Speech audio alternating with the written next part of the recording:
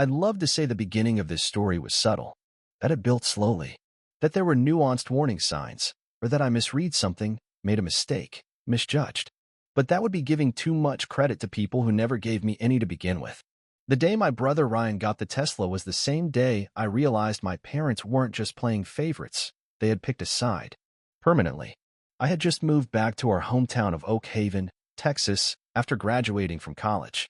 I wasn't expecting fanfare, but I also wasn't prepared to walk into our driveway and see a brand new red Tesla Model 3 parked like a showroom centerpiece. For a moment, I actually thought they had bought it for me. They knew I needed a car, and I'd been using public transport for 2 years straight, even taking night shifts to save for a used Honda. But before I could get the words out, my mom ran out of the house with her phone out, filming Ryan with tears in her eyes. "Your future starts here," she beamed. Dad clapped him on the back like he'd won a Nobel Prize. I stood at the edge of the celebration like a neighbor who wandered into someone else's backyard. I didn't even get a welcome home. That would have been enough, honestly. A clean slap in the face that told me everything I needed to know. But no, it didn't stop there. Ryan barely had the car for 2 weeks before he took it out to some party near Lake Travis and ended up wrapping it around a utility pole. He was drunk, of course, and underage. But it gets worse. He fled the scene, got an Uber home, and then slept like a baby while emergency crews cleaned up after him. I found out about the crash the next morning when I heard my parents arguing in the kitchen. At first, I thought they were mad at Ryan. I mean, he totaled a Tesla. But when I stepped in, the room got quiet. Too quiet. My dad finally said, "Logan, we need you to do something for the family." I thought they meant helping with insurance or calling the tow company. What they actually meant made my blood run cold. "We need you to take the blame for the crash." I blinked. "You want me to—" "What?" "You weren't drinking. You're old enough. If you say it was you, it'll protect Ryan's record. One mistake like this could ruin his future." My mom stepped in with that voice she always uses when she's trying to make poison sound like a hug. "Sweetheart, think of what we've done for you. This is just one thing we're asking. Just this once. Just this once." I wish I could say I yelled, that I flipped the table or called them the monsters they were. But in that moment, I just stood there, frozen. Like every sacrifice I'd made, every skipped meal, every overnight shift was nothing but kindling that could burn to keep Ryan warm. I walked out. Didn't say a word. Didn't slam the door. Just grabbed my keys and left. I went straight to my friend Malik's place. He's the only one who's never treated me like I was second tier. Within an hour, my phone was blowing up. Missed calls. Voicemails. Text from my mom that went from guilt-tripping to rage. "You're overreacting.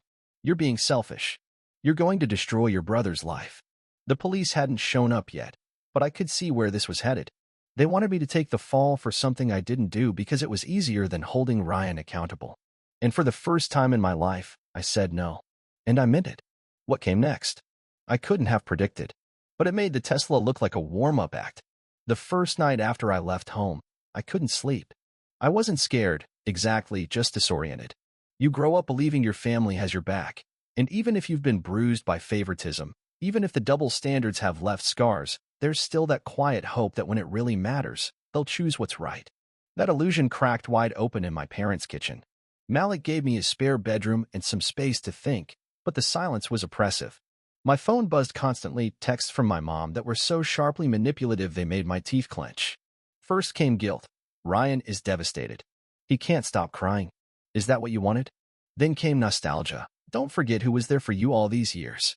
Then, threats. "If you don't step up, we might not be able to stop this from getting worse for any of us." I didn't respond. Instead, I opened my laptop and started a Google Doc titled "Family Interference Timeline." It felt cold at first, clinical, detached, but I needed it. I needed some kind of order, a narrative that made sense outside their manipulative fog. I documented everything: dates, conversations, the day Ryan got the car, the crash, the ask. I screenshotted the texts. I recorded voicemails. If they wanted a war, I wasn't going to be caught without armor. The second thing I did was text my cousin Vanessa. She's the only relative who ever hinted that she saw through the family dynamics. We weren't close, but I remembered her pulling me aside at Thanksgiving one year and saying, "You know you deserve more, right?" That sentence had haunted me in the best way. I told her briefly what was happening, just enough to gauge her reaction. She called immediately. "They asked you to what?" "Take the blame for the crash." "Logan, that's insane. We talked for over an hour. She didn't tell me what to do. She didn't have to. She listened. And she believed me. That, in itself, was like oxygen.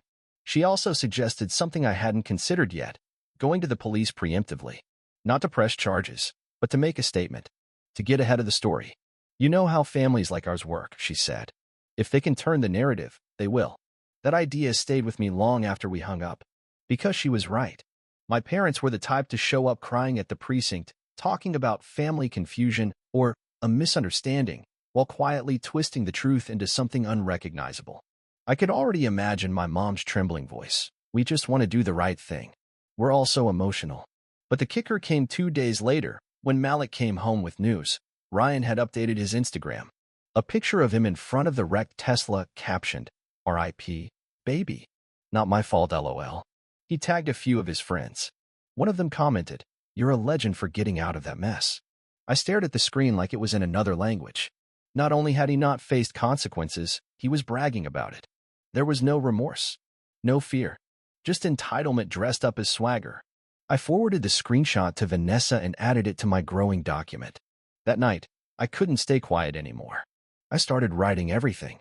Not just the recent mess, but the history. The years I spent sacrificing while Ryan was rewarded. The birthdays forgotten. The holidays where I watched him unwrap expensive gifts while I got socks.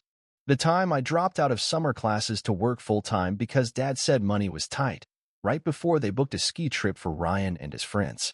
It all came pouring out like poison I'd been swallowing for years. And here's the thing. I wasn't writing to make a case to anyone. I was writing to remind myself that I wasn't crazy, that the pain was real, that I hadn't imagined being the family's backup plan. By the end of the week, I made a decision. I was going to the police. Not to throw Ryan under the bus. He did that all on his own, but to protect myself from whatever version of events my parents might try to construct. I wasn't going to be the scapegoat. Not this time. And certainly not for someone who couldn't even spell accountability. So I gathered my documentation, printed it out, and booked a morning appointment with Officer Marshall at the Oak Haven precinct. I didn't sleep the night before, but I walked in with my head up. I wasn't running. I was done doing that. I didn't walk into the Oak Haven police station as someone trying to accuse my family. I walked in as someone trying to protect myself. There's a difference. I wasn't out for revenge. I didn't want to see Ryan in handcuffs. I just wanted to stop living like a walking liability for people who clearly thought I was disposable. Officer Marshall greeted me with a polite, if slightly skeptical, expression. I explained the situation as carefully and neutrally as I could, emphasizing that I wasn't filing a formal complaint yet. I just needed something on the record in case things escalated. Just to clarify, he asked, flipping through my printouts, you're saying your parents asked you to claim responsibility for a hit-and-run that your brother committed, and they pressured you to lie to law enforcement? Yes, sir, I said, keeping my voice even. And I have reason to believe they may try to spin a different version of events if they get desperate. He scanned the texts, paused at the voicemail transcript from my mother that read, "You're better with words than Ryan. You could spin this. Just say you were driving. It's the least you could do." Then he looked up at me. Well, that's certainly explicit. I left with a copy of a filed incident note, not a full report, but enough to establish a paper trail. It gave me something I hadn't had in days, a sliver of safety. The next time my parents tried to make me feel insane, I could remind myself that a professional had seen the evidence. That my story wasn't just some bitter interpretation of family dysfunction. It was real. It was documented. Later that afternoon, Vanessa called again. "So, what's next?" she asked. That question stuck with me. Because even with all the chaos, the silence from my parents stung in a different way. They'd gone quiet. No new messages, no missed calls. That wasn't a truce. That was strategy. They were waiting me out, trying to guilt me into crawling back. I knew that move well. I doubled down on my journaling. I wasn't just capturing what was happening. I was remembering. Reconstructing holidays where Ryan got praise for being gifted, while I got lectured about humility. The time I spent a summer working double shifts to pay off Mom's hospital bill, only to be told I was selfish for not coming home for her birthday. It was like I'd spent years building a pyramid of invisible labor, and now I was finally carving my name into the stone. And Ryan? He was still partying. His friends posted a photo from a bonfire in East Haven, and there he was, front and center, grinning, beer in hand. No remorse. No accountability. No shadow of a legal consequence. It confirmed something I didn't want to believe. My parents were probably cleaning up the mess behind the scenes. That night, Malik and I talked for hours over takeout. You need to stop treating them like parents, he said. Start treating them like people who made a decision. That hit hard. Because he was right. For so long, I justified their behavior as misguided love. But maybe it wasn't. Maybe it was just power. And now that I was outside the system, they didn't know how to function without a scapegoat. Vanessa suggested I consider leaving Oak Haven for good. You don't owe that town anything, she said. And you definitely don't owe them access to your life. It was a tempting thought. A fresh start. A new city where I didn't have to watch my name become collateral damage for my brother's recklessness. Where I didn't have to brace myself every time the phone rang. But there was still one thing tethering me to home, my job. I worked for a local nonprofit that provided scholarships for underprivileged students. It was fulfilling, yes, but it was also personal. That job was one of the few things in Oak Haven that made me feel like I mattered. And leaving it felt like letting them win. So I started making a plan instead. Not just a get-out plan, a protect-myself plan. I looked into legal clinics and community advocates. I called a friend who worked in HR to ask about restraining orders, not because I needed one yet, but because I needed to know my options. I sat down with Malik and made a financial spreadsheet for the next 3 months, accounting for what I'd need if I had to break my lease and leave fast. And most importantly, I stopped responding to my parents' silence. No reaching out. No, just checking in. No falling into the trap of apologizing first. I'd done that dance too many times. This wasn't about punishing them. This was about choosing me. I didn't expect how physically exhausting it would be to feel free. Not emotionally exhausted physically. My body was so used to clenching at every incoming call from my mother, every accusation thinly veiled as a concern, every pause that hinted at, "You owe us." Cutting that off felt like walking around with phantom chains. For the first few days, I found myself still flinching when my phone buzzed, still instinctively starting sentences with, "I'm sorry, but..." But there was nothing to apologize for anymore. With Vanessa's help, I submitted a formal inquiry about the status of the accident report. We confirmed that Ryan's name was listed, but the officer mentioned something odd. No breathalyzer was administered at the scene, despite witnesses reporting that he stumbled out of the car. It clicked. Someone had pulled strings. Either at the station or after the fact. Oak Haven wasn't exactly sprawling. People knew people, and favors got traded like candy. My parents must have stepped in fast. I started connecting dots that made my stomach churn. My dad's weekly poker nights with Councilman Barrett. My mom's monthly donation to the Oak Haven Fire Department. Ryan's sudden reappearance on the community Facebook page doing charity work with a smug grin. It wasn't guilt. It was a cover-up campaign. I needed to move fast. Vanessa reached out to her friend in Boston who worked in municipal ethics. Start creating a timeline, her friend said. Not just of the DUI. Of every time they pulled this stunt before. So I did. Late at night, I opened my old emails, texts, photos, even my financial logs. I remembered the summer I worked 2 jobs while Ryan went to a soccer camp in Florida. The Christmas when I bought everyone gifts with my meager intern stipend and got accused of showing off. The countless times I'd been told family helps each other, while Ryan coasted through life without consequences. By the time I was done, I had a 40-page document titled, The Invisible Brother Doctrine. Malik and I laughed at the name, but the content was brutal, real, hard, and it made me feel seen, even if only by myself. Meanwhile, I started preparing for an exit strategy, not just emotionally, but logistically. I put in a query with a rental agency in Durham. My current lease was flexible, and I had enough savings for first and last month's rent somewhere new. Vanessa offered her couch if I needed a bridge space. I'd rather you be safe and unbothered than brave and broken, she said. Her words hit me harder than expected, because even now, even after everything, part of me still hoped, irrationally, that my parents would realize what they were doing. That they'd call, not to argue or manipulate, but to say, "We're sorry. We see you now." But that call never came. Instead, I got a text from Ryan. "You're ruining everything. They're stressed. Just take the heat. You're better at it anyway. Better at it. Better at suffering. Better at being the scapegoat. The designated adult. The one who's supposed to clean up after everyone else's destruction." I showed the message to Officer Marshall the next day. He nodded slowly and said, "You should consider a restraining order, especially if you think they're trying to build a case against you." That word, restraining, felt dramatic. But then again, So is trying to destroy your own son's reputation to protect your golden child. Malik helped me draft a letter to my nonprofit's board of directors, preemptively addressing potential reputational attacks. It was honest, professional, and outlined my commitment to transparency. The board thanked me. A few even voiced private support. I wasn't just surviving this. I was reclaiming ground. At night, I'd lie on Malik's couch and read back through my journal.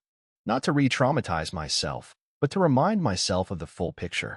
That this wasn't about one crash. This was a lifetime of erosion. Of being chipped away so subtly and so consistently that it became normal. But it wasn't normal. And I wasn't going to normalize it anymore. I'd found clarity in the mess. Strength in the fallout. And maybe, just maybe, something close to peace and finally telling the truth, even if no one else was listening. It's hard to explain the feeling of freedom when you've never had it before. It wasn't a parade of self-congratulations or some cinematic montage of new beginnings. It was quieter than that. Subtler.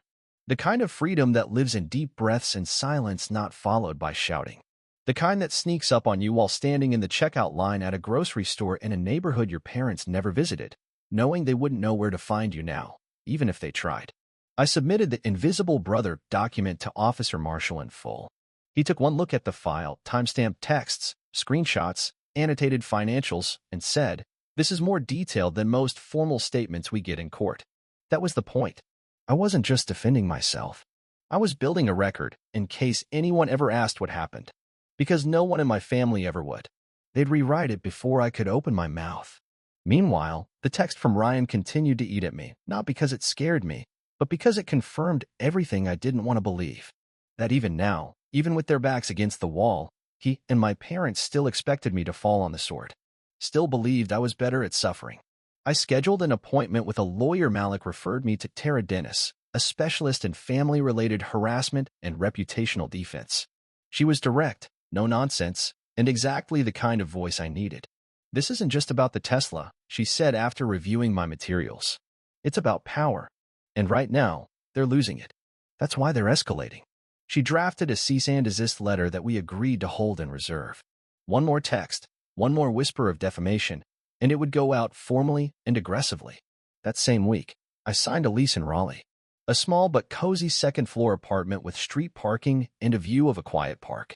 It wasn't flashy, but it was mine. No one knew the address except Vanessa and Malik. Packing up my current apartment felt strange. Like untying yourself from an invisible leash. Every item I boxed reminded me of how much of my life had been shaped by fear. Even the coffee mug Ryan broke and my mother insisted I apologize for. Into the trash it went. I updated my job's HR department about the relocation. They were understanding more than I expected. "Do you want us to redact your location on our internal site?" they asked. I said yes. The physical distance helped, but it was the internal shift that felt seismic. Vanessa brought pizza the night before I moved. We sat on the floor, surrounded by boxes, and she asked, "What's the first thing you're going to do once you're in your new place?" I didn't hesitate. "Nothing," I said. For the first time in my life, I want to do absolutely nothing that isn't for someone else. We both laughed, but it wasn't a joke. That weekend, Ryan posted a photo of himself at a car dealership with the caption, "Leveled up. New whip." You already know.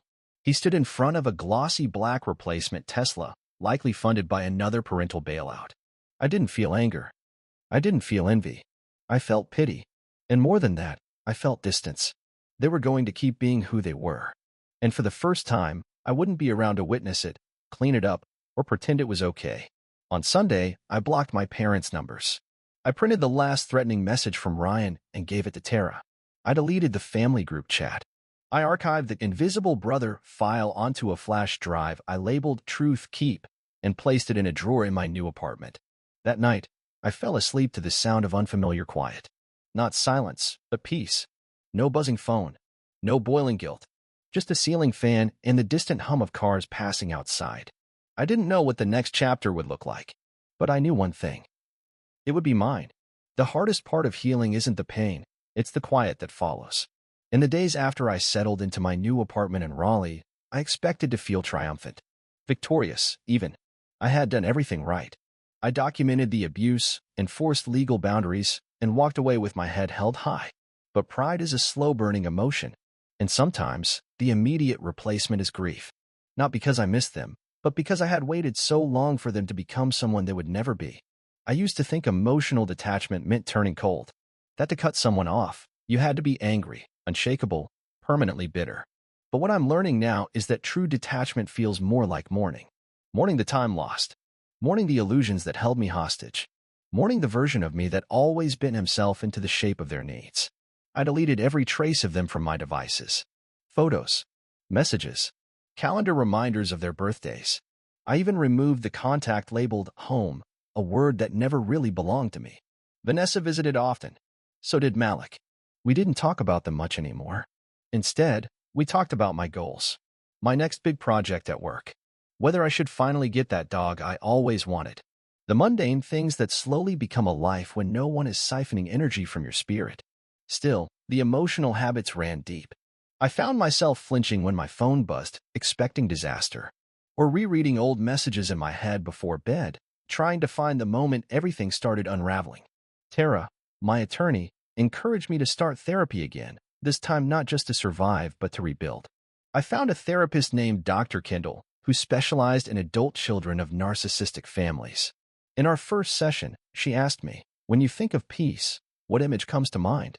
I said, "A locked door. With no one knocking." We're still unpacking that. I started journaling again. Not for documentation or legal defense, but just for me. I wrote about the early years. How Ryan wrecked my favorite bike when we were kids and my parents made me apologize for leaving it in the yard. How, when I got into college on scholarship, my mother said, "Don't get cocky. Ryan's just taking a different path." How I stayed home for holidays even after they forgot to buy me a gift, 3 years in a row. All the little things I once told myself didn't matter. They mattered. Now, they don't define me. But they do explain me. Malik called one night just to check in. I told him I had a weird urge that day to text my parents and tell them I was okay. Not to reconnect. Just to let them know I existed. He paused, then said, "Would it help you? Or would it help them?" I didn't send it. At work, I got nominated for a leadership program. A manager told me, "You've really stepped into yourself this quarter." It's been impressive to watch.